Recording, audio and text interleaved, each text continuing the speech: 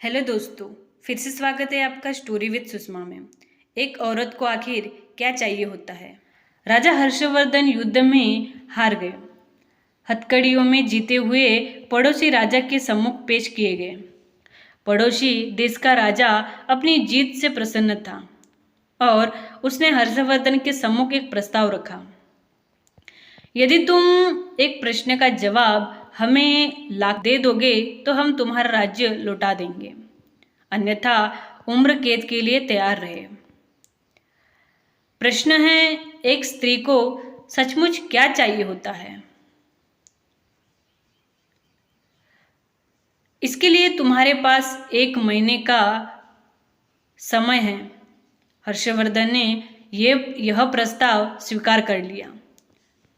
वे जगह जगह जाकर विदुषियों, विद्वानों और तमाम घरेलू स्त्रियों से लेकर नृत्यांगनाओं, वेश्याओं, दासियों और रानियों, साध्वी सबसे मिलाए और जानना चाहा कि एक स्त्री को सचमुच क्या चाहिए होता है।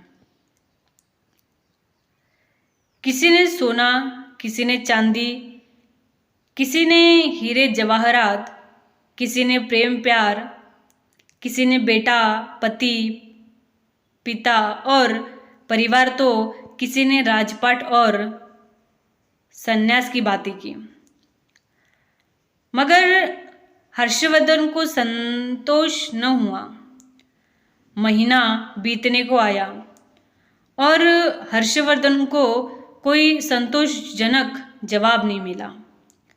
किसी ने सुझाया कि दूर देश में एक जादूगरनी रहती है, उसके पास हर चीज का जवाब होता है। शायद उसके पास इस प्रश्न का जवाब हो। हर्षवर्धन अपने मित्र सिद्धराज के साथ जादूगरनी के पास गए और अपना प्रश्न दोहराया। जादूगरनी ने हर्षवर्धन के मित्र की ओर देखते हुए कहा, मैं आपको सही उत्तर बताऊंगी, परंतु इसके एवज मैं आपके मित्र को मुझसे शादी करनी होगी। जादूगरनी बुढ़िया तो थी ही, बेहद बदसूरत थी। उसके बदबूदार पोपले मुंह से एक सड़ा दांत झलका जब उसने अपनी कुटिल मुस्कुराहट हर्षवर्धन की ओर फेंकी। हर्षवर्धन ने अपने मित्र को परेशानी में नहीं डालने की खातिर मना कर दिया। सिद्धराज ने एक बात नहीं सुनी और अपने मित्र के जीवन की खातिर जादूगरनी से विवाह को तैयार हो गया। तब जादूगरनी ने उत्तर बताया, स्त्रियां स्वयं निर्णय लेने में आत्मनिर्भर बनना चाहती है। यह उत्तर हर्षवर्धन को कुछ जमा। पड़ोसी राज्य के राजा ने भी इसे स्वीकार कर लिया और उसने हर्षवर्धन को उसका राज्य लौटा दिया। इधर जादूगरनी ने सिद्धराज का विवाह हो गया।